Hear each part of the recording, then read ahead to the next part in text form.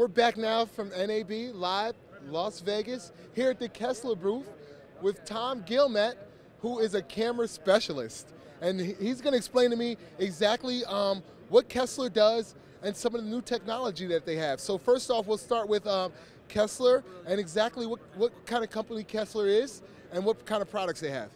All right, well, Kessler Crane, or Kessler, makes sliders, camera accessories, camera support, cranes that are for filmmakers, people that are kind of starting out, or even professionals, because they have different levels and price groups of gear. So it's affordable for pretty much everybody in different budget levels. And the stuff is built to last. It's super smooth, and I've been using it for about 8 years or so, and use it to earn an income, make a lot of money with it. Okay, now tell me about some of the products or some of the newer products that Kessler has, what they do, and what makes Kessler special compared to other companies that are similar to Kessler. All right, well, this is the new Parallax and UniDrive. I can explain it to you as fast as possible. We have a DSLR mounted on top of a panning camera platform. This is a Kessler 3-foot cine slider mounted on a Hercules head K-pod, and it's really a very simple design because we have one motorized axis here. This is our sliding motorized axis, but we have a panning camera platform here which is connected to the parallax bar. So let me run this and I'll show you what it looks like when we run it. So right here, if you take a look at this lens, you can see it's locking onto the camera guy back there. It's locking onto Adam. So there's only one motor axis here, just the slide. But look, it's panning on its own. It's panning on its own because we have this parallax bar connected to the 3-foot slider. This is an add-on piece. So if you have a 3-foot slider or a 5-foot slider or a smaller slider, you can get these parallax bars and add them. But the cool thing is you can leave it on the slider, and let me zero it out to show you, and turn it back into a regular slider. So right now, as I zero out this bar and get it parallel to this slider, the camera is functioning as if it was just on a slider. And now if I go the opposite direction with it, we're now getting what Eric Kessler likes to call a travel pan. And basically it's a sweeping dolly move with this crazy wide sweeping pan. And it's great for landscapes, it's great for architecture, real estate, interiors, that sort of thing. So that's the parallax bar. So that's what that does. And you don't have to have a motor. You can do it manually. You can slide it up and down. No electronics here. You can get this wet. It doesn't matter. No electronics. So it's adding a pan to your slide, and it locks right onto target. That's the big thing. Now, what determines what target it actually locks on? Well, it determines the angle of the parallax bar. So a lot of systems that do this sort of thing, you have to be 8 feet out, 6 feet out. It's a set spot.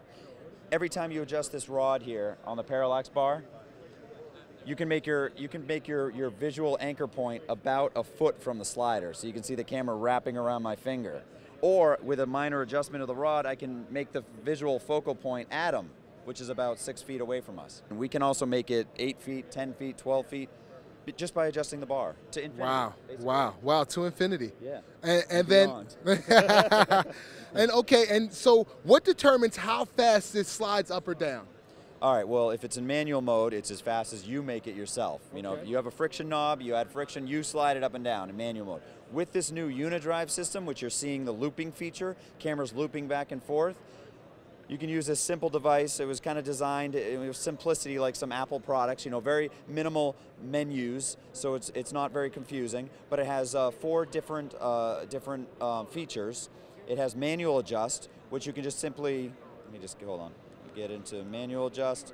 You can just manually send it up and down the track by just pushing the left or right buttons of this controller. Gotcha. Okay? You can go into looping mode, which we just watched. It can slide back and forth. Gotcha. And you can set that to be 7-second loop. It could be a 2-minute loop. It could be a 20-minute loop. So you can use it for sit-down interviews. So you do parallax moves with a sit-down interview where the camera just moves up and down the track super slow.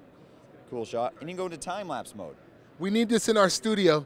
Well, the other thing, in addition to using it in your studio, is that sweeping jib back and forth shot for your wide shot, right? Right. You can also do time lapse with it. And the cool thing about time lapse is all you do is hit the time lapse button. It has a ramping up and down feature, so you can have it ease in and ease out, just like on the looping moves. But within that, you can do shoot, move, shoot. So this has intervalometer, triggers the camera. It takes a picture, it moves. It takes a picture, it moves. It has continuous mode, and you can basically set your camera to slide up and down the track for 10 seconds or 6 days in time lapse. It's up to you, anywhere in between, and it will show you where you are, and it will count down as it's taking pictures. There's stop motion too. Stop motion. Okay. So stop motion is the same thing in time lapse, except you manually trigger. You manually trigger the camera. So it starts down here. You take a picture. You move your little clay figure. Okay. Take another picture. Move your clay figure. Take another picture. But then you can go back to frame 2 because it knows these are digitally encoded motors. You can go anywhere on the track and redo a picture because it tells you where you are on the screen. Exactly where you are. Where you are. Yeah, on the track. Wow. Yep. So if you had to redo something, you could go back 3 You could go back exactly to that spot. Yes. Wow. Isn't that awesome? I know. Yeah, I know. yeah. And this is one axis right now. You see those other 2 little holes there? Yeah. Axis 2 and axis 3. We can add a tilt and a pan to this, which is what's right behind us, which I'm sure Adam will shoot in B-roll later. But right. So a panning and a tilt right there. You have a slide. You have 3 axis going on with this controller. And did I mention this controller with 1 axis is $700? I was going to ask that next. Yeah. 2 questions. Yeah. Where can you find the products, Right. and what's the price point? All right, you can find the products at KesslerCrane.com. A single axis with UniDrive is $700. This add-on bar, the Parallax bar for the 3-foot slider, is $600. And if you want all 3 axes on the UniDrive, it would be $1,400 with the pan tilt. And you can put any camera on top of this, correct? You can. You can put any camera on there. It can take a lot of weight. These 3-foot cine sliders, I put really large cameras on them, like Red Epics and Alexas and F55s. They can take the weight. Just always be careful how you support it. If you're center supporting and you run the camera down here, make sure you got a big tripod so the thing doesn't dump on you. Wow, this is really, really neat. Anything else? Any other products that you want to tell us about? I love the Pocket Jib Traveler, which is over there. More B-roll for you. Pocket Jib Traveler, it shrinks down into a little package. It's about 27 inches, but it opens up into this awesome jib package that you can run around with a jib. You can run around a museum and shoot exhibits with people in the museum and get 20 jib shots in 10 minutes. It's ridiculous. We're here from NAB in Las Vegas, here at the Kessler booth, and you can find that at KesslerCrane.com.